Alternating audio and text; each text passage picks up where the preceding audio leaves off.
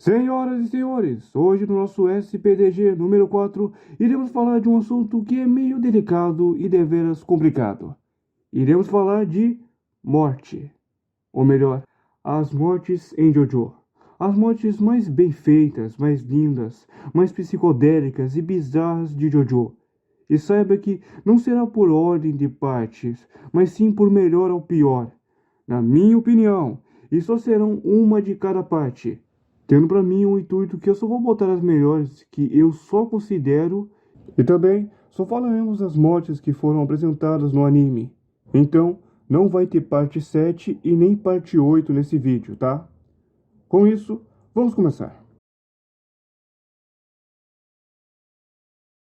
A morte do Kira, pra mim, fica em último lugar por 3 fatores. Primeiro, ela é uma morte ridícula e muito inesperada. Por que eu tô dizendo ridícula e muito inesperada? Porque, vamos lá, o cara morreu por uma ambulância. Não, tipo assim, tava tendo uma luta frenética, Josuke versus Kira, que pra mim, top 9 lutas bem coreografadas de JoJo. Aí os dois ficam nessa luta frenética, Josuke dá Dorarará e o Kira dá... E você e eu ficamos com adrenalina e o Josuke consegue ganhar. Só que daí o Josuke se fode porque o Kira tá grávido dele e tem um gato planta. Aí seria a vitória do Kira, porque ele poderia usar o especial dele. Eu quero pensando no Enzo, seu filho da puta. Só que daí o Koyasu aparece do nada, sendo que ele tava morto há uns episódios atrás. Ajuda o Josuke e daí o Jotaro aparece também. E o cu do Kira treme ainda mais. Ele tenta ativar o Basta Desta. Só que daí chega o Kate usando SHIT shit. E mano, tem vários sentimentos nessa cena. E o Jotaro para o tempo e soca o Kira até o fim com o seu pau. Aí o Kira cai no chão todo fudido e ele é atropelado por uma ambulância.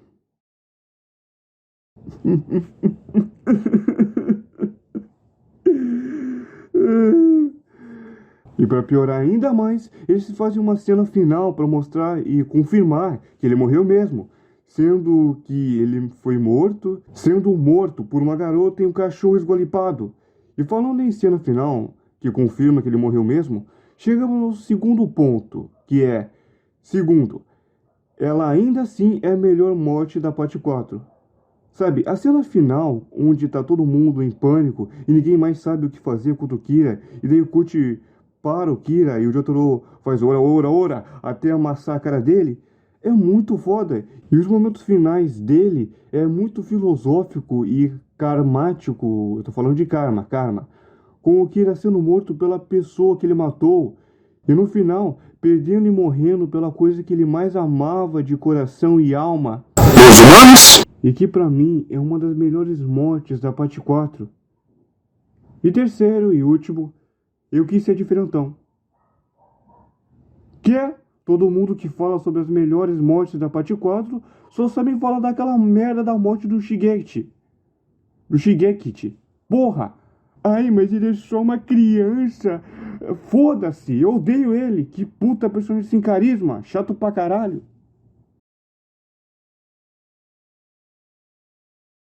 Olha, assim como todos, eu sei, a parte 1 não é uma das partes mais incríveis, fodas pra caralho, gostava de JoJo, tem mais cara de ser um prólogo do que uma parte, mas vamos concordar que a morte do Jonathan é uma morte grandiosa e espetacular, e é uma morte tão bonita, altruísta e triste, por vermos que o Jonathan, o personagem principal da obra, o protagonista, o cara que foi o primeiro a socar o vampiro demônio usando respiração própria, a do sol, não é, Demon Slayer, não é?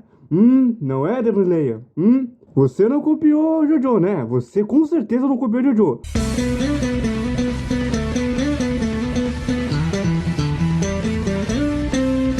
Mas voltando, morreu do nada por uma coisa que ele poderia ter desviado fácil. É uma morte assim como a vida. Uma coisa que você não espera, mas que mesmo assim uma hora vai chegar.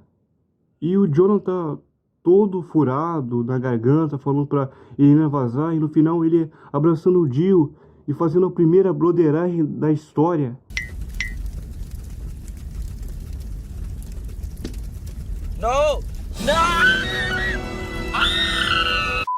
É muito foda.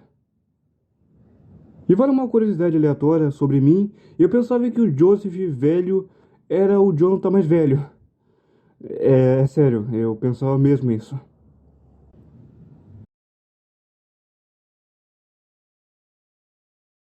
A morte do Ed Repórter. A morte do Ed Repórter. A morte do Ed Repórter.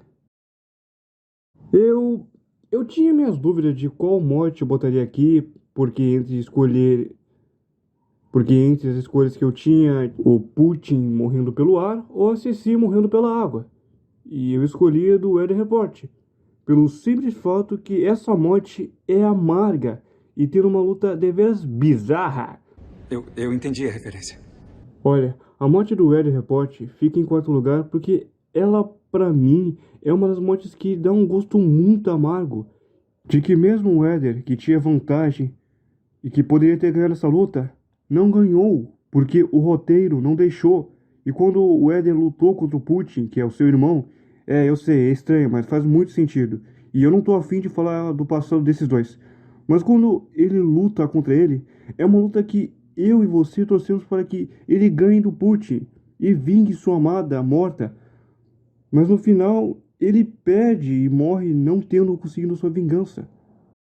E nos dando, assim como tudo na vida, uma sensação amarga na boca. Muito bem, chegamos no top 3. As 3 melhores mortes pra mim, na minha opinião. Vamos começar essa porra. Olha, a morte do Ig do Avadeu tem 2 pontos que um é bom e um é ruim.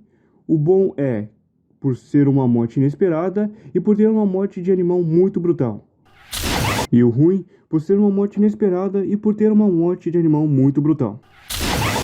E fica em terceiro lugar não pelas mortes dos personagens em si, mas sim pelo impacto que dá no Polnareff.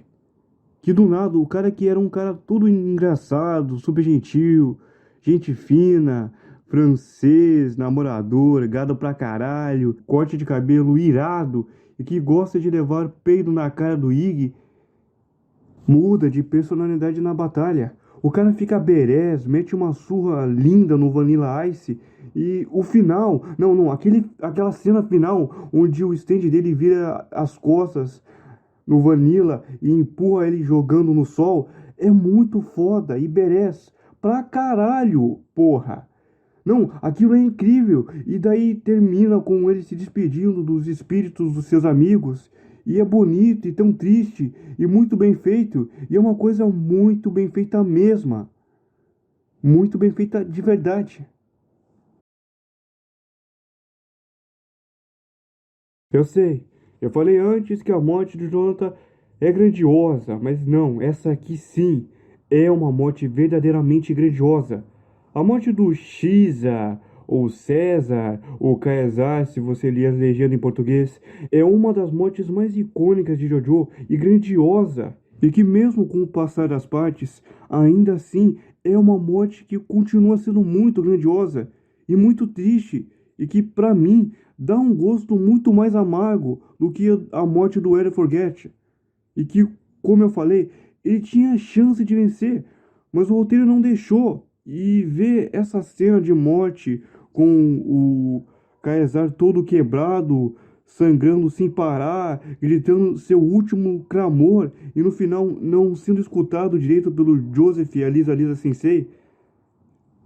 Só que depois só sendo escutado quando o sangue já tá transbordando no chão e a Lisa Sissi começou a tremer vendo isso. Até quando tá fumando seu cigarrinho, ela fala que não vai chorar, não vai chorar e não vai chorar. E o Joseph chega e fala pra ela: Não, tá tudo bem, mulher, pode chorar. Xisa! Xisa! Não, e sem contar a ópera no fundo. E é muito magnífico e belo isso. Muito mesmo.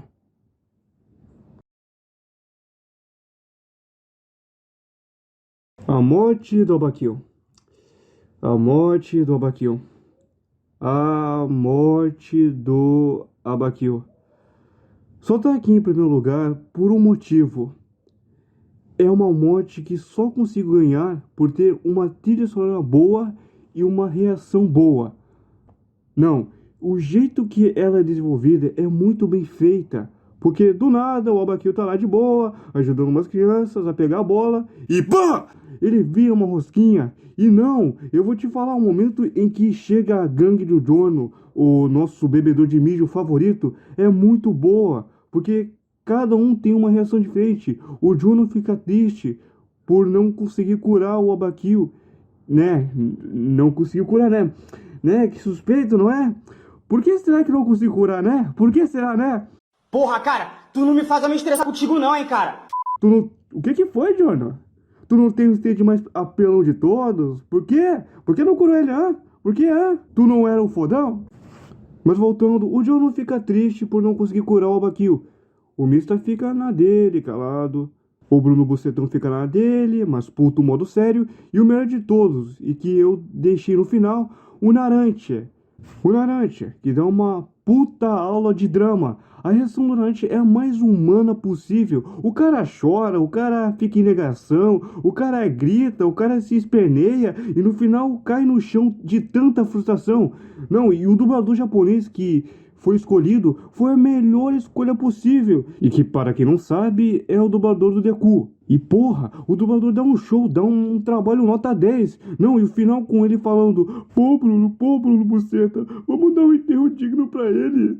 Pô, cara, vamos lá, vamos enterrar ele direito. E o Bruno falando: Narantia, cala a boca. Temos que fazer que nem os Cavaleiros Zodíacos. Seguir em frente sem olhar pra trás. Mas Bruno, siga em frente. Mas Bruno, siga em frente. Mas Bruno...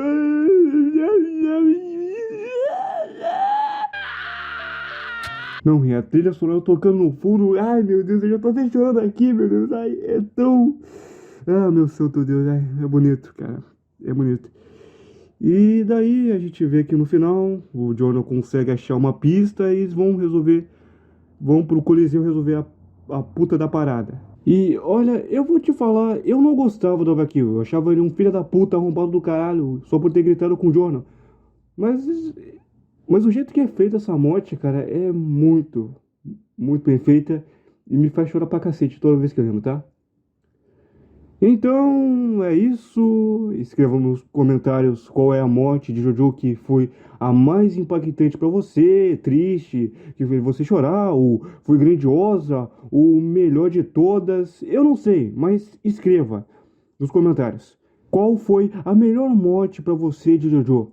E com isso, termino dizendo que você tem um bom dia, uma boa tarde e uma boa noite.